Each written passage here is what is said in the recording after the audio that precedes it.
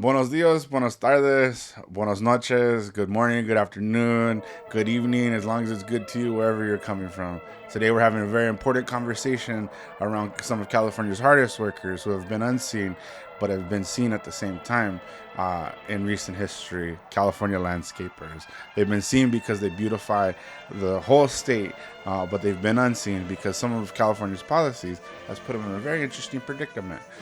Joining me today are some very special guests, Juan Pablo, Fatima Garcia, Buenas tardes. Luz Castro. Hi, everyone. And before we get started, I just want to say for all those that are listening back home, if you're listening and not watching on YouTube, and you might not know Spanish, you can view the translation on our YouTube site. But for everyone else, the translation will be right here on the video. Juan Pablo, Fatima, please Hola. tell us a little bit more about the topic today as we talk about California landscapers. Gracias, Chris. Señor Juan Pablo, pues muchas gracias por estar aquí con nosotros representando a los jardineros. Una de las preguntas que tenemos para usted hoy día es, ¿cuán- ¿cuánto tiempo usted lleva trabajando como jardinero? Primeramente, muchas gracias por la invitación.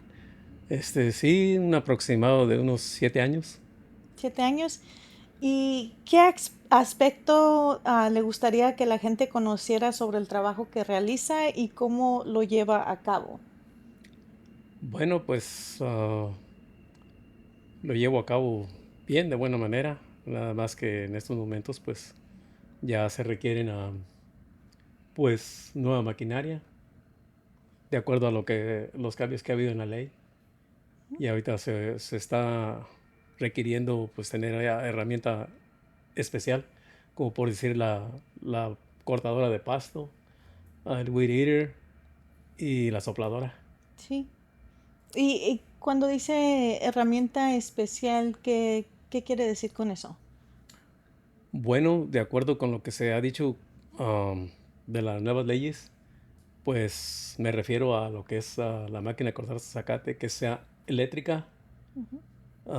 el weed eater también que sea eléctrico, y por tercero tenemos a la sopladora que también ya es elétrico. Muchas gracias.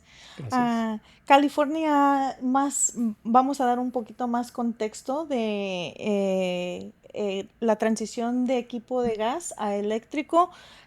California ha solicitado que los jardineros empiecen a utilizar equipos eléctricos en un futuro próximo para mejorar la calidad del aire limpio en las comunidades. Como jardinero, ¿qué significa esto para usted y para el resto de los jardineros en California? Bueno, pues yo diría que sí es necesario cambiar la herramienta que se tenía de gasolina por ahora lo nuevo que es eléctrico, Ujú, precisamente para mejorar el ambiente, de que no se expanda tanto humo y cause daños a la comunidad y también al trabajador, por supuesto. claro, muchas gracias. La ley AB 2635 garantizará que los jardineros de California no se enfrenten a multas elevadas, que el uso de equipo de gasolina ya no se considere un delito y que los jardineros dispongan de vías de ayuda económica para adquirir equipo eléctricos. ¿Qué piensa de esta ley? ¿Cómo se siente? ¿Se siente apoyado? Pues yo diría que no, no muy apoyado porque son herramientas muy caras. Y qué bueno que mencionaste ese tema porque sí, sí, me gustaría que se buscara una solución económica para uno poder adquirir la herramienta que hoy se ocupa. Y por eso estamos abogando por esta ley, ¿verdad? Porque esta ley da ese apoyo, pide ese apoyo financiero para hacer esa transición justa para el jardinero. ¿Algo más que usted quiera compartir con las personas que nos ven hoy día? Pues sí, me gustaría que haya más personas que se unan y que haya más apoyo para nosotros lograr nuestro objetivo. Muchas gracias. Gracias a Muchas usted. gracias. Before we get started and do a deep dive, Fatima, tell us a little bit about your story. About tell us a little bit about you, who you are, and who you're representing today. Yeah, thank you for having us, Chris. It's an honor to be here today with Luz, Juan Pablo, on Mesa Verde Yeah, podcast. So I'm really excited to be here. My name is Fatima Garcia. I am the executive director of Sembrando Semillas Day Labor Worker Center. It's the first day labor center in our region here in Sacramento, and we are a sister organization or affiliated with NDLON, the National Day Labor Organizing Network.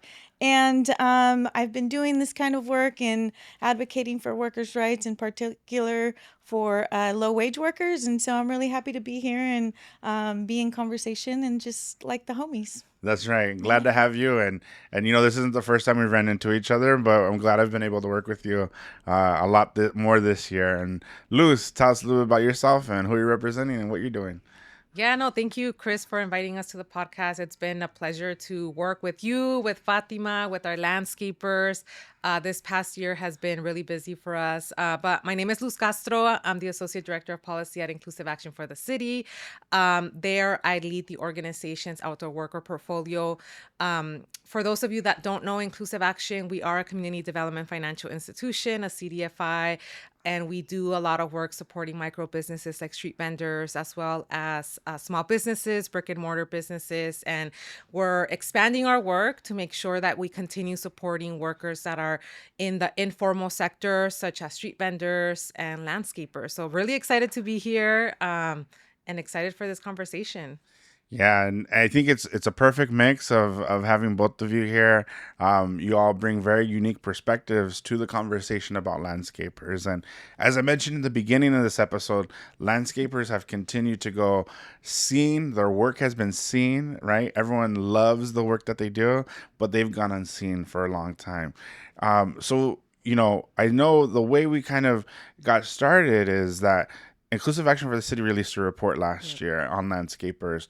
Luz, can you kind of walk us through what were some of those things that you all found in that report? Yeah, and yeah, I love that you said that because I do agree that landscapers have been forgotten for quite a while, right?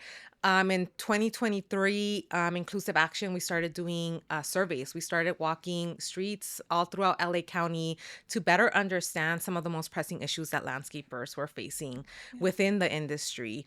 And we had a team of researchers who were doing this work. I had the pleasure of joining a couple of those walks, and really it was incredible being able to talk to a lot of the landscapers who for the first time were being approached on questions regarding themselves and the industry. And after conducting a couple hundreds of surveys and as well as interviews and some community dialogues, we were able to identify some of the issues that were important to landscapers. And I think you all know some of the issues that have been important and have been persistent throughout all of our conversations with landscapers has been the issues around wage theft, the issues around equipment theft.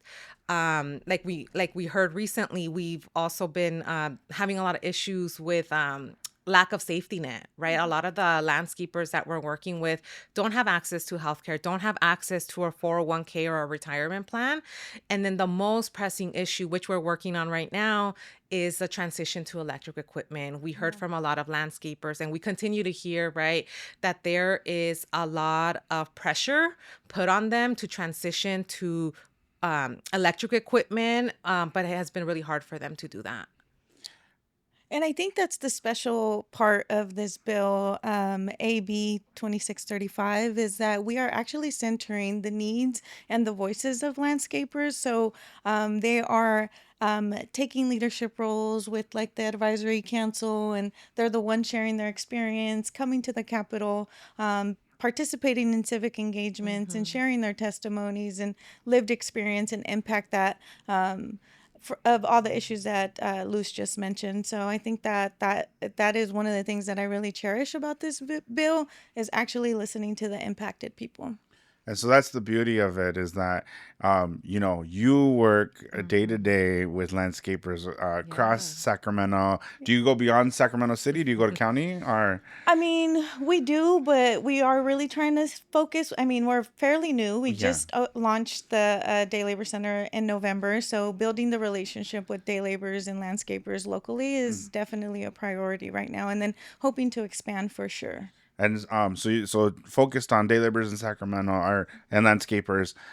So tell us, not everyone gets to come to the Capitol Yeah. because they're literally working, Yeah. right? Yeah. So who is a landscaper in California? What does a landscaper look like, and who are they from Sacramento? Yeah, a lot of the landscapers look like our families, and I think that also brings a very special, like, and joyful part of working with landscapers on an everyday.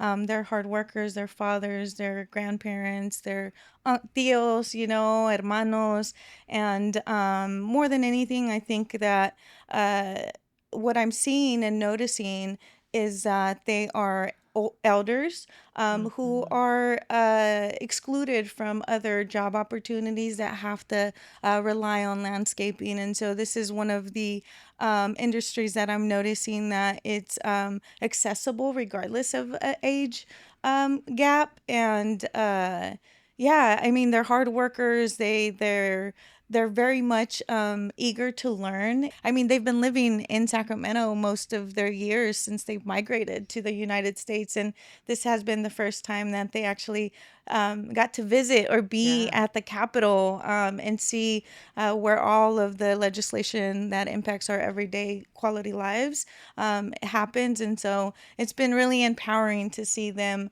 one, wanting to learn, right? Two, it's like the prep work that also goes into like sharing their testimonies and like gathering their thoughts and experience and to tell their stories because all of their stories are important. Yeah. And Yeah, and I think I would add it's just such a beautiful workforce and a beautiful industry, right? I think for me, I live in Long Beach, and every time that I go for a run or go for a walk, I see a landscaper without a doubt, yeah. right? They play such an essential role in the state of California, beautifying our streets, beautifying our gardens, right? They wake up early in the morning at 6 a.m., work late at night, right? And I think you can spot a landscaper from very far away because they'll usually be driving a truck, right? And in that truck, they'll be carrying a lot of equipment. Yeah. And I think it's just beautiful being able to see that and also being able to see the teams that they form as Yeah. landscapers, right? Because usually you won't just see one landscaper, right? You'll see multiple landscapers in one car, Yeah. carrying multiple equipment and then moving from city to city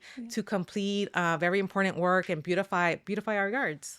Yeah, and when I think of landscapers, I think of someone like family member who I had who was an elder.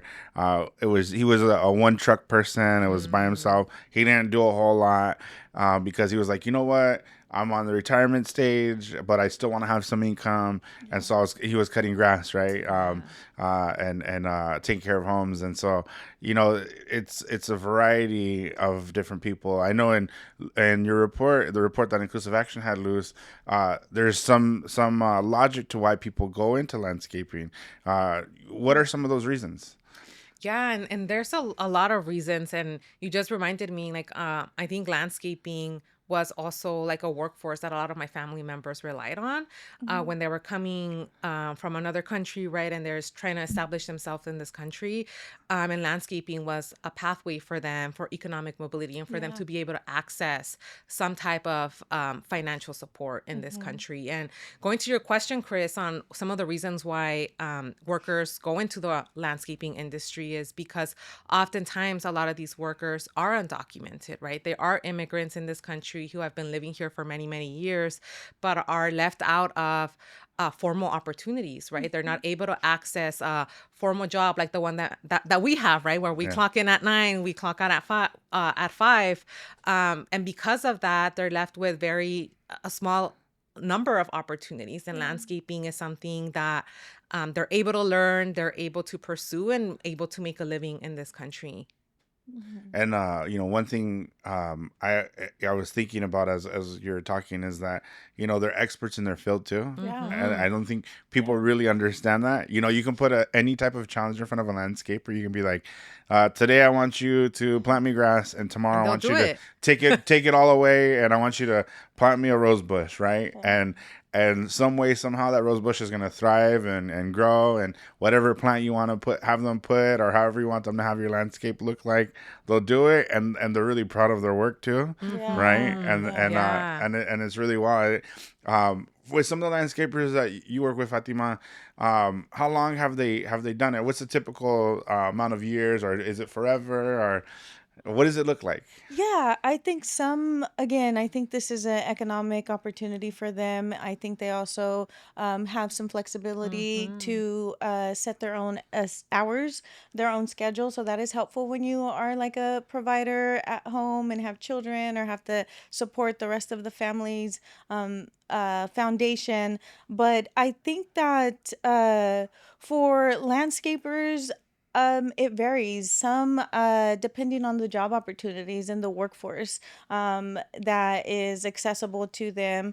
I know that some, dedicate like more than 7 years, sometimes 4 years in actually just focusing on the landscaping area, but and then they'll get other job opportunities, maybe with a construction company or a service job, and then but the landscaping is always something that they can fall back on, that they always end up falling back on. I know that El Señor Juan Pablo worked specifically for 7 years in landscaping, and now he does other types of trades, but is always available to do landscaping work, and it's one of the things that is accessible and guaranteed for a lot of our undocumented financial providers. Yeah, and I would just want to say, like, that's why I love our community so much, because we do it all.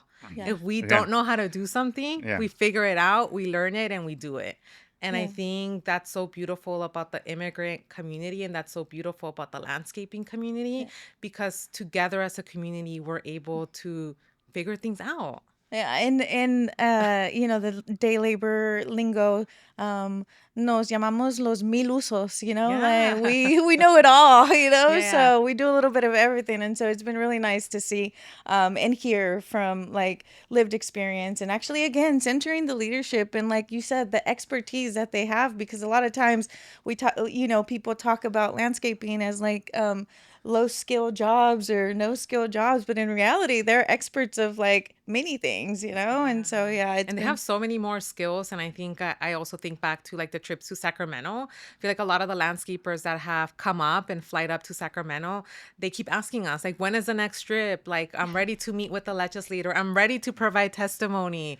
And I love that. And I think sometimes when we think about immigrant workers, we often don't really recognize the skill sets that they have, or really invest in developing those skill sets. Yeah. No, it's been really nice to just see all the excitement around their participation and civic engagement. And so it's funny because the conversation we've been really focusing on their physical skills, right? Planting, cutting, and so forth.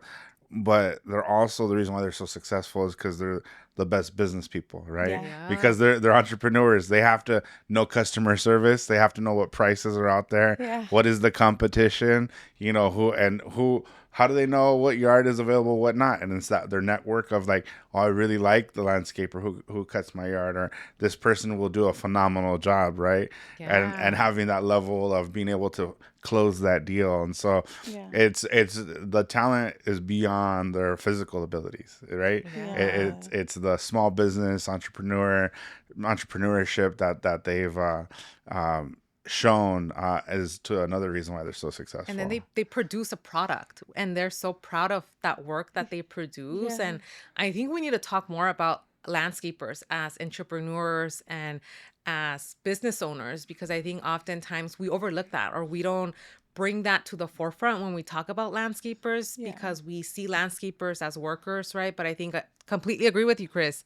All of these folks, all of these landscapers that we worked with, they are entrepreneurs. They get to decide their own hours, like you mentioned earlier, Fatima. And then some of them, do their own business cards. Yeah. They grow their business. They hire other compas and they bring Yes. others along. And I think that's the beauty of entrepreneurship. That's the beauty of landscaping. And I think we need to give landscapers this credit of like, they're not only workers, but they're also entrepreneurs and they're building something out of nothing. Yeah. No, it's been very inspiring for sure. And while we've celebrated a lot and we've really highlighted all the beauties of landscaping, I know I just wanted to pinpoint, like we've been saying that word a lot, by the way. It's because I opened the episode that way. Anyways, but there's challenges that they face too. In addition to wage theft, there's been reports of stolen equipment. But more so now, there's this evolving way of the industry, right? Where landscapers are now being told, well, the equipment that you've purchased, that you used all your hard savings for, is no longer going to be eligible to be used in certain cities. And in California, we're actually not going to sell any of that. So it's not like a landscaper can get their gas equipment and sell it to somebody else, even though they've spent thousands of dollars. I think Senor Matias said that in one of the committee hearings. Yeah. He said, I have about 6 pieces of equipment that I spent about $6,000 on, or roughly, and now I'm going to have to buy new equipment. Right.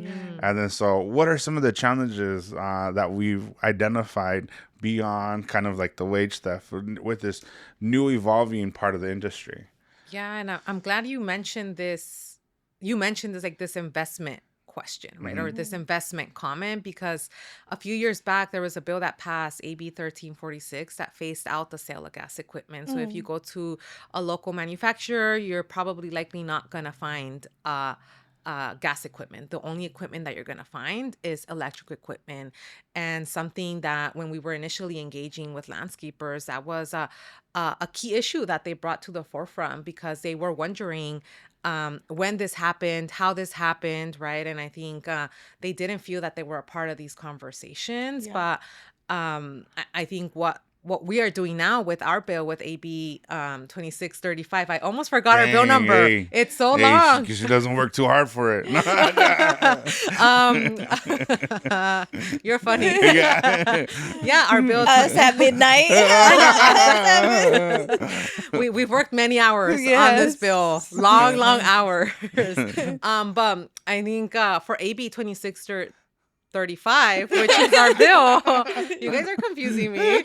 But our bill, the beauty of this bill is that it helps address some of these questions that landscapers had, right? Yeah. And it also bridges a gap, right? And it helps and ensures that landscapers have a just transition, right? And Chris, you mentioned earlier that one of our landscapers that testified, Senor Matias, at one of the hearings, his main concern was that he's made large investments and paid thousands of dollars to purchase all of the equipment to do this work. And now he's being asked to transition, right? So our bill would really make sure that landscapers have access to that electric equipment and be able to purchase that. Yeah, and I think the lack of financial support a lot of times for our undocumented community when, the state legislators are passing bills. Sometimes I think we are considering, public health, we can't disconnect it with the immigration issue, right? I think like immigration is a public health issue. And I think like a lot of times with these expectations of workers having the financial liberty to continue to invest in changing the equipment just because legislators and it's important, right? We want a clean air, and we want 100%. Climate change is real. We want to protect our environment, and a lot of times I think what I've been noticing specifically when talking about this bill, they had no idea that this transition was like mandatory and it needed to happen. And so this bill has also allowed us to create awareness with the impacted workers, in this case, the landscapers. So that's also been nice. And I think the criminalization, right? I think a lot of times that is something that we have been in conversation and with not just legislators or amongst the coalition, but also other partner organizations who are worried about getting tickets that end up being misdemeanors or other infractions. And I think that this bill really does protect the I mean, it doesn't criminalize working people, which I really respect. Yeah, I think when we were going around talking about the bill, and we were like, this will decriminalize landscaping for if someone uses gas equipment because they can't transition today, right? Because Yeah. in certain cities, there's no phase in or anything. It's today you have to transition, right? Yeah. And then people are like, what do you mean there's like you're gonna get a ticket or a possible misdemeanor? And so that's what Fatima was talking about, is that in some cities they've passed ordinances to say you will get a misdemeanor if you continue to use gas equipment, and in some cities they've have fines up to $1,000 Yeah. for landscaping. Yeah, and that's a huge challenge for a lot of the landscapers, right? Because landscapers don't just work in one city. Yeah. Landscapers move from city to city depending on where there's business, right? Yeah. Some landscapers may be going to Beverly Hills one day, or in the morning, right? And then Santa Monica in the afternoon, right? So on top of them knowing that they're getting potentially ticketed, they also have to stay up to date on any changes that the city may make on the ticketing Yeah. at the local level, because every city is different and every city has a different way in which they ticket landscapers. And I haven't done a deep dive in this, but what we do know is that some landscapers have been caught off guard by some of these tickets, not having been educated by the local government who has passed those ordinances and said, "Oh, here's a new ticket for you," right? Yeah. So how do you educate landscapers? Hey, by the way, there's this new rule, and we're hopeful you would comply with it, right? Yeah. There hasn't been that effort. Yeah, I think the accessibility of that information is very limited, and I mean, very limited. We're talking about like language access to like landscapers not being the most comfortable using technology and like doing the research online. So I think like those are some of the questions that we also have, right? Like how do we ensure that that is accessible to that information is accessible to landscapers, specifically when we're talking about having to deal with fines or potential misdemeanors or infractions. I mean, it's real. I mean, even some of our landscapers, I'm sure you guys have heard these in conversations, have even mentioned like having to hide behind the bushes or having to be very cautious as they're doing the work because they're not sure if like a local city official who's giving out tickets may come to give them a ticket, right, for using gas equipment. And I think I also want to elevate just everything that's happening around the ICE immigration Absolutely, yeah. enforcement, right? Because that's an added layer, right? Not only are our landscapers having to keep an eye out for local enforcement, for local ticketing around the use of gas equipment, but they're also having to keep an eye out to make sure that it isn't ICE, that it isn't a federal agent who's there to kidnap them. And I think that is one of the biggest challenges that we have heard from our landscapers, especially these past few months and years. Yeah, I mean, the fact that they are working in public spaces, right, limits their protection. And again, these are some of the most hardworking people that I've ever came across. And the fact that, like, again, the criminalization of landscaping, right, and what that can lead to if they engage with local law enforcement, like it's a scary time for our undocumented community. And the sad part about this is, well, it's like, well, how did these ordinances come about? And some of it might be in the environmentalist perspective, but sometimes these ordinances come about because someone just doesn't like noise, and that's unfortunate. Somebody will call up the city and say, there's a worker outside using a loud leaf blower that is polluting the air and that is using the leaf blower at a time when we are trying to convene or, I don't know, watch TV or eat dinner. And I think when those reports are made, I don't think we're really looking at the big picture, right? When those ordinances are drafted, Yeah. we're not looking at the big picture, right? Of like, why is it that landscapers are using gas equipment? That's because that has been the only equipment available to them for many years. Yeah. Gas equipment has been the only option for them, right? Up until recently, right? When now we're starting to see more electric equipment, and now they're being asked to, like you said, Chris, like transition from one day to the other. That's impossible. Yeah. Yeah.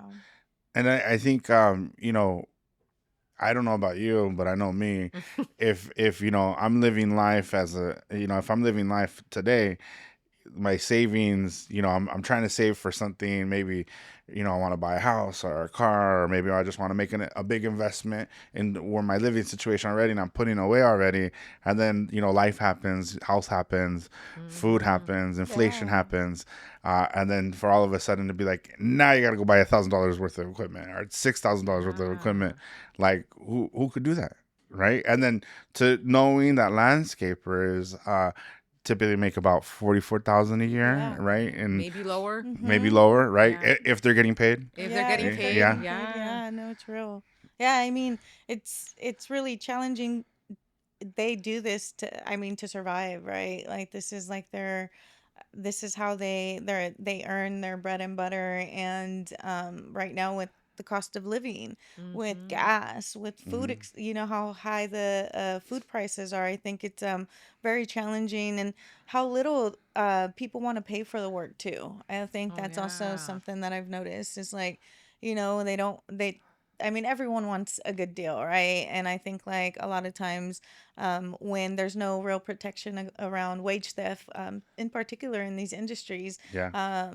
it's and when the worker is also trying to survive or just land a job, he doesn't he gives them like a discount, you know. There's so And we definitely need to have more conversations with our landscapers about that, because that is absolutely something that they've brought up around competition, right? Around pricing, right? So when landscapers are having to set their own prices, right, they're also thinking about competition, right? And they say like, well, there's other landscapers that are charging less, so sometimes the homeowner will go with them instead of me. So how do we make sure that landscapers are not only getting paid higher, right, but that they're also supporting each other, right, and making sure that also the employers are paying them? Well, Endelon is gonna fix all that. Yeah. We believe Shout in out you. to Endelon. Shout out to Endelon. Oh, it all starts with you, though. That starts with you. And then, so, you know, I know we've kind of touched on it a little bit, but AB 2635, I almost forgot the number myself. See? It's a long number. It's our lucky number. Yeah. So, all right, what is this going to mean to, well, first, before we jump into what it's going to mean for landscapers, Luz, kind of walk us through what the bill does, so folks know out there, like, why is this so important? Why are we talking about it today? Yeah, so AB 2635 does a couple of things. And the first thing that it does is that it requires, to the extent that funding is appropriated by the state, for air districts that are larger or medium sized to have a voucher program available for landscapers, should they decide that they want to transition, for a landscaper to be able to go to a local air district or manufacturer to be able to trade in their gas equipment and get an 85% voucher to be able to get an electric equipment. That is the first thing, right? Making sure that vouchers are available throughout the state of California for landscapers that want to make this transition, which are many, right?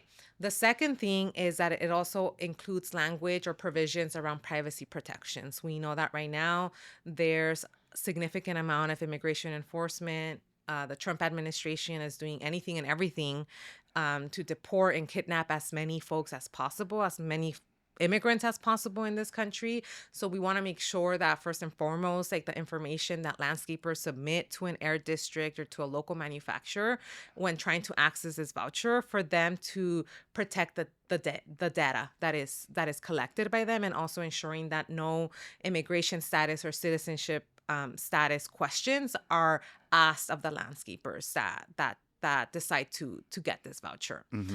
the other thing that it does is that it limits local enforcement. And I think we talked about it, and our landscapers talk about it all the time, right? There's ticketings. Every city has its own ordinance. And what this bill does is that it requires that every single city in the state of California to follow a fine structure that we lay out in the bill, which Right. is a first ticket should start off with a warning. The second ticket would be $100, and the third ticket would be $200, and not to exceed $200, while also allowing a landscaper apply for an ability to pay a reduction if they can't afford to pay the ticket.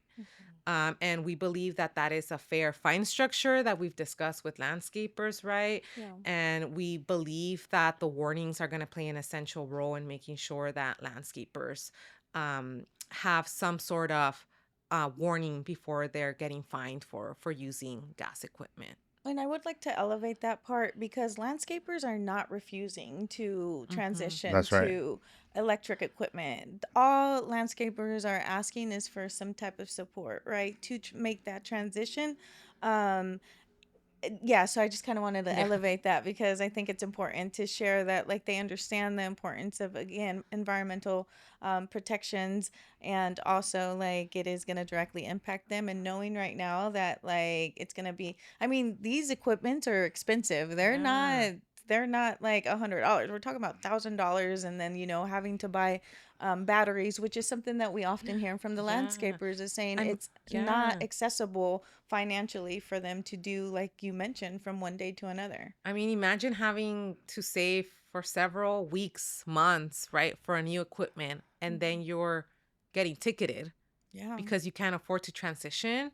That's money that landscapers are losing and having to pay $100, $500 for a ticket. I know some cities have ticketing up to $1,000, and that's rent right there. Yeah. Yeah. And not that not to knock landlords, but in all reality, some landscapers are renters, and who says that the electrical in the house or the home unit that they're in could support the charging of so many batteries, right? And then that's going to be a challenge in itself as landscapers move in that direction, trying to figure out what are ways that folks could charge, generators, but what other things to ensure the safety of their families, that there's fires that don't start from that.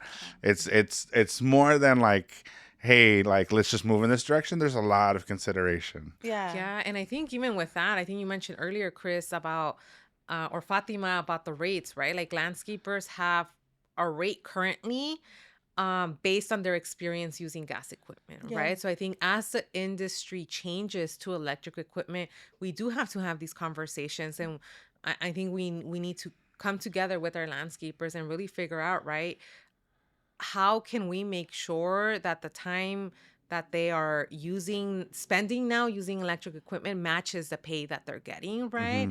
And because now their utility bills are probably higher because they're having to charge these batteries, how do we help them offset those costs? And maybe we can help them create a menu of different pricing, or something that can help them increase their wages. Yeah, there has been many concerns that the landscapers have shared. Also, like the efficiency, right? They say that landscapers who have already transitioned. We have a Santa Cruz day labor worker center, and they transitioned already to electric equipment, and now they're sharing, like, some of the concerns is that they're charging the batteries all night, but then they're only staying charged for 2 hours, 3 hours, and they have, like, many houses to do. So, like, I think the conversation is, this is just the initial conversation. This bill has brought up, like, a lot of awareness, concerns, and also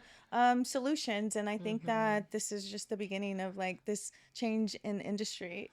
And I do want to say one beauty of and bring back beauty of That's this. the word I of this know. podcast. 100%. Beauty. Yes. 1,000%. Beauty. Yes. But is that bringing awareness as we're making rounds in the state capitol on this bill, you know how many children of landscapers work in the state legislature? Or how Yes. many Shout out times? to them. Shout out to I them. Yeah. Shout out to, Yes. I'm Shout not out gonna to name them. you, but you know who you are. You know who you Yeah. are. If you're watching, I just Yeah. Hey, they are. We're fans. Hey, Los fans. if you're But yeah, that's as we're knocking on doors talking about the bill, they're like, oh, my dad's a landscaper. Oh, my grandpa's a landscaper. Yeah. Again, they'll be like, yeah, they're trying to figure out how to transition, or they're trying to figure out how to meet this new demand within the industry. And I think it's beautiful that we have those types of staffers that are leading policy in the Capitol and who are helping us move this bill along. Yeah. And then so before we wrap up and give a final thought, want to just kind of ask both of you, I think we all know it, but I think we just want to verbalize it a little bit more. What does this bill, in your own words, mean to California landscapers? Ooh, that's a good That question. is a very good question. Dang, I wrote it down. You guys should have known this. I mean, I think this bill is support and opportunity to continue and maintain our communities, whether it's public or private, and to also feel seen and recognized for all of the work that goes unseen. And yeah, I think that this is an opportunity for landscapers again to take leadership and like really be a part of those conversations. So I think it is opportunity and recognition for landscapers. Yeah, I love that recognition part, because I do absolutely agree that for too long, landscapers have not been included in conversations when it comes to the workforce, when it comes to this industry. And the other words that come to mind for me is just hope for a better tomorrow for them, right? Hope for better air, right? Which is what we all want. And then I also think about freedom. And I think about the ability to move freely without fearing ticketing, without fearing ICE enforcement, right? And I think about this bill represents the ability for them to really move forward and support their dreams and goals and aspirations in this country. Yeah. So as we do on every episode, we have a final thought. We'll go to Luz, Fatima, and then I'll close out. Luz, what's your final thought for this episode? My final thought is I love this conversation. I think we need to have more of these, and we need to invite more landscapers, because when we meet with them, when we have our community meetings or advisory council meetings, they won't stop talking because they want to share their experiences. They're eager about sharing about the work that they do, about the pride that it brings them. So you need to invite us again, and we need to bring more landscapers into the conversation. Yeah. I think my final thought would be that, one, I'm really grateful to work with Luz and Chris. I feel like I've been learning a lot in this process. This is We all have. Yeah, I feel like I've been learning a lot, and you guys have been leading the way. And I'm very grateful to have this opportunity to work very closely with you all, and to bring that worker leadership, and to show that like aquí estamos y no nos vamos. Like we are here to stay. We're here to resist, and we're here to continue to fight for equality and dignity for all workers of California. So thank you for having us. It was really fun. I was really nervous. But this is I like the vibe. Yeah, It's the homies. It's homie. It's Yeah. homie. Homie. Yeah, it's Yeah. homie. Homie with the homies. Yes. Well, before I get into my final thought, I just have to say and look in the camera that the full disclosure, I did not pay Fatima to say all those nice things about me, and she likes working with me, and I'm a great teacher.